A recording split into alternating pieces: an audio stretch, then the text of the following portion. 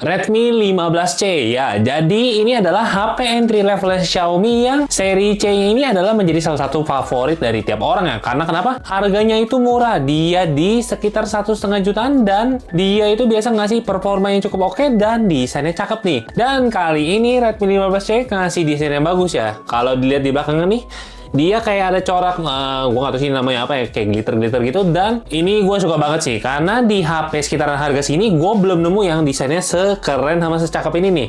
Ini memang preferensi ya, tapi gue sangat suka dengan desainnya Redmi 15C. Setidaknya dia beda dibanding yang lainnya. Kalau yang lain kan biasanya mungkin banyak yang model bulu atau yang lain lah ya. Terus gimana, masa cuman karena desain dong? Tentu enggak dong. Di sini dia juga udah punya banyak kelebihannya. Di sini kayak layarnya udah cakep dipandang, terus juga banyak macam lagi lah. Mungkin kita akan langsung aja bahas reviewnya tentang handphone ini ya, karena gue yakin kalian udah nunggu lama daripada dengerin gue ngomong mulu.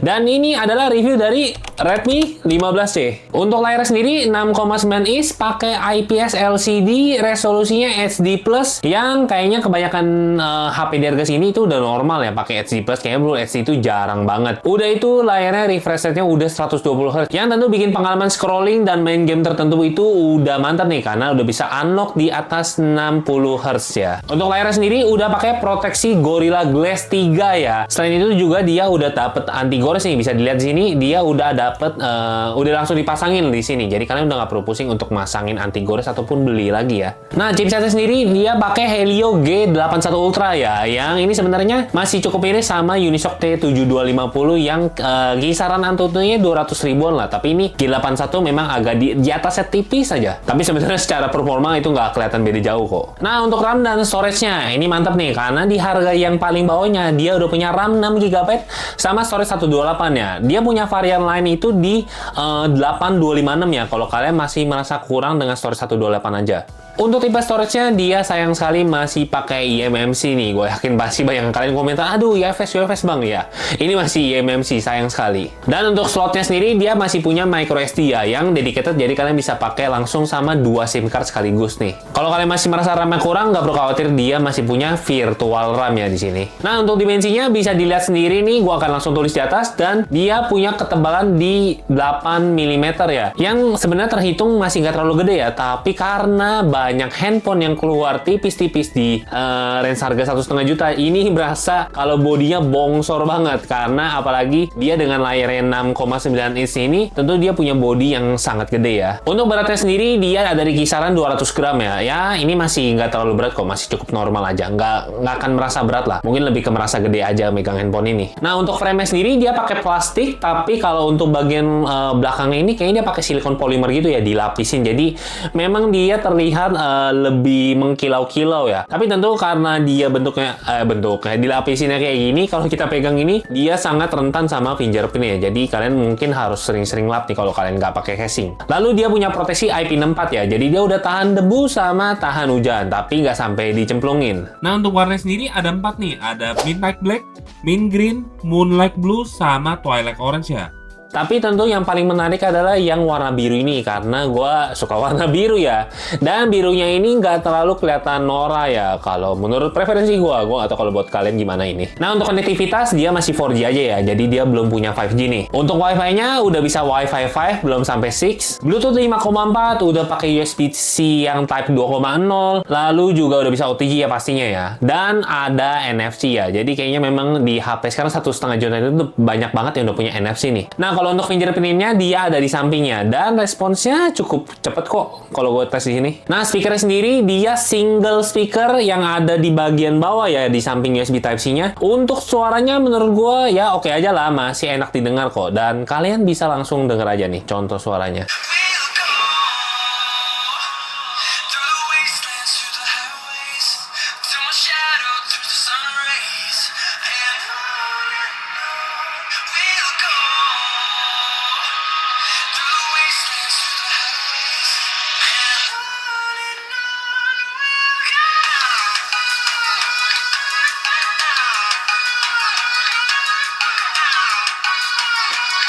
Dan kalau kalian masih merasa kurang, kalian tinggal pakai jack audio aja karena dia masih ada nih slotnya di sini. Lalu untuk OS dan fitur lainnya udah jelas di sini, namanya Xiaomi, dia punya OS pakai HyperOS 2 yang udah berbasis sama Android 15 nih. Dan untuk update OS-nya sendiri dia bisa sampai 4 tahun nih. Mantap kan ya? Kayaknya Xiaomi juga udah mulai perhatiin di HP-HP entry level dan dia ngasih update OS yang udah cukup lama. 4 tahun itu sebenarnya udah cukup banget. Nah, untuk baterai sendiri udah gede nih. Body gede gini masa baterainya kecil. Dia punya baterai 6000 mAh yang bisa nge-charge-nya itu 33 watt ya. Nah, untuk charge penuhnya itu cuma butuh waktu sekitar 1 jam aja nih. Dan ini bisa awet seharian ya. Apalagi baterainya 6000, mantep banget. Gua udah coba YouTube playback selama 30 menit, dia berkurang sekitar 3%.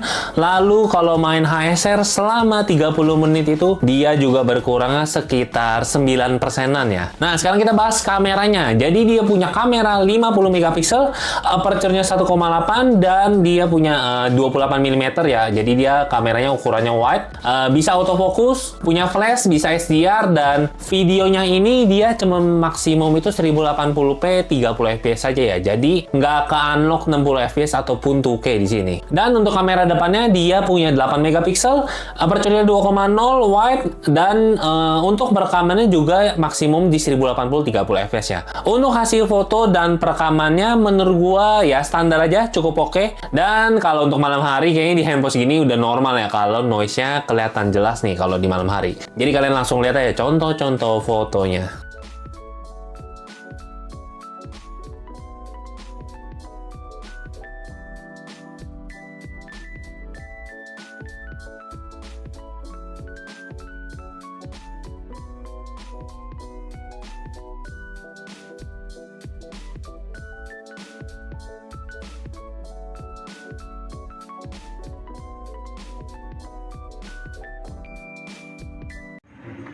Oke, jadi ini contoh perekaman dari si Redmi 15C ya. Di kamera belakangnya nggak ada stabilizer. Ini resolusi cuma bisa sampai 1080 30 fps ya. Kira-kira kayak gini. Awannya ternyata jelas ya. Kayaknya emang awannya lagi bagus hari ini. Ya, kira-kira begitu aja sekilas. Jadi kayak warnanya lebih kontras jauh ya dibanding normal kalau lihat kamera ini. Oke, gue langsung ke kamera depan aja ya. Dan ini contoh perekaman di kamera depannya. Yang dynamic range-nya nggak terlalu kelihatan nih kalau lagi fokus muka gue. Ini dia lagi pas track ya, ini pagi-pagi gue rekamnya. Ya kira-kira begini, sama-sama cuma bisa 1080 30 fps saja ya. Nah ini matahari kalau udah mulai meredah kayaknya lebih jelas. Cuma gue nggak tahu kenapa ya, kayaknya muka gue kayak lebih pucat ya di sini. Ya, kira-kira gitu contoh perekaman dari kamera depannya Redmi 15C. Oke. Jadi ini contoh perekaman dari Redmi 15C ya. Untuk resolusinya sama, bukan sama sih. Resolusinya cuma bisa Full HD 30 fps ya. Dan kira-kira begini untuk hasil perekamannya. Ya normal lah ya, ini noise-nya banyak sih. Jadi kalau menurut gue untuk malam hari standar aja. Ini kalau kondisinya udah agak gelap kira-kira dia kayak gini lah. Oke, jadi itu dia contoh perekaman dari Galaxy A07. Jadi itu dia perekaman dari Redmi 15C, salah.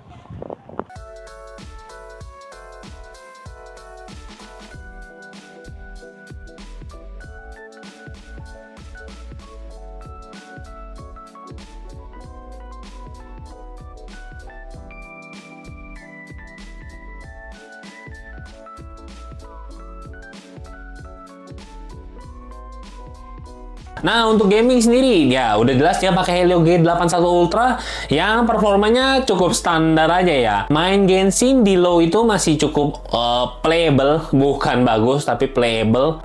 Dan settingannya paling ya 30 fps udah cukup nih. Dan untuk game-game kayak Mobile Legends mah masih lancar banget di sini, dan kalian bisa lihat nih contoh beberapa game di sini ya.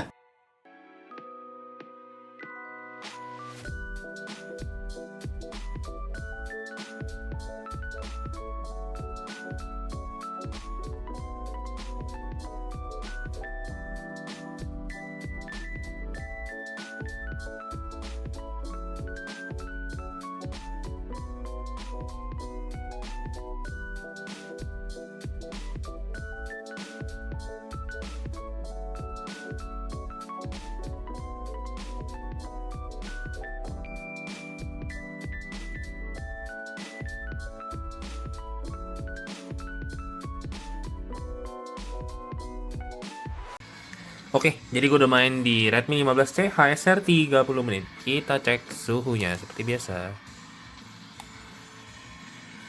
Untuk bagian atasnya adem di 33 ya, paling tinggi 33 mau 34 lah ya bisa dibilang, 33,8.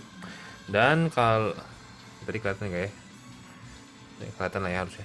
Kalau di bagian bawahnya ini adem 28 29-an. Jadi suhunya di sekitaran 33 lah ya, paling gede.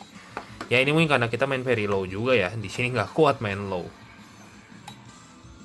Dan kalau bagian bawahnya di 28-an, kalau di bagian belakangnya, bagian atasnya di sekitar 30 sampai 32 dong. Emang dia performa juga nggak terlalu tinggi ya, jadi cuman sebatas very low aja ini. Ya masih adem lah di tangan, mantap. Nah, untuk paket penjualan sendiri, jadi dia udah pasti ada unit handphonenya, punya charger 33 watt sama kabelnya yang udah ada di dalam, SIM ejector, buku manual dan juga garansi, dan dia juga udah punya casing nih, udah dapat silikon case-nya di sini yang kalian tinggal pakai aja ya. Jadi beli handphone ini udah nggak perlu pusing beli aksesoris lainnya. Nah, untuk harganya sendiri, kalau untuk varian yang 618 dia di SRP-nya 1599, sedangkan kalau yang di 825 itu 1799. Jadi dengan perbedaan 200.000 sebenarnya cukup worth it nih kalau kalian mau upgrade ke 256 GB ya. Tapi itu tergantung kebutuhan juga karena 200.000 juga nggak kecil buat semua orang ya. Jadi kalian tinggal pilih aja nyesuaiin sama yang kalian mau. Oke, jadi itu dia review singkat dari Redmi 15C ya. Nggak ada yang terlalu banyak bisa dibahas di handphone ini karena ya ini kayaknya hampir mirip-mirip sama HP 1,5 jutaan lain ya. Dia punya kelebihan yang mantap, dia punya baterai yang gede di 6000 mAh, udah fast chargingnya 33 watt juga, layarnya 120Hz, sudah pakai panel IPS LCD yang tentu kalau pengalaman scrolling dan nonton udah enak banget. Desainnya juga cakep, udah punya IP64, NFC juga udah ada ya, jadi nggak perlu khawatir. Mungkin beberapa kekurangan di handphone ini adalah layarnya masih pakai HD Plus nih, yang kalau kalian udah kebiasa pakai Full HD pindah ke sini akan sangat berasa ya kalau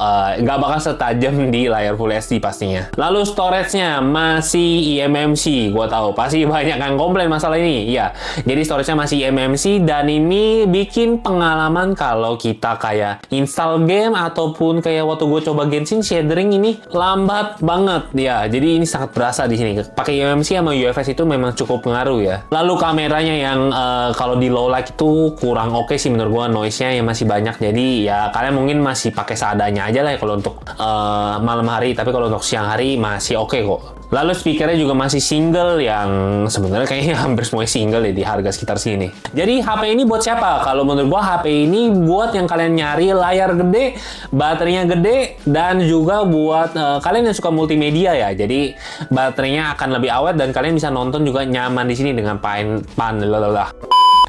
dengan layarnya yang udah cakep ini. Oke, jadi itu aja review dari Redmi 15C. Nggak ada banyak yang bisa gue bahas yang kayak tadi gue bilang, dan kita langsung aja tutup videonya. Kalau kalian suka dengan video ini, jangan lupa like. Kalau nggak suka, boleh dislike. Jangan lupa subscribe juga, dan kita ketemu lagi di review berikutnya ya. Bye!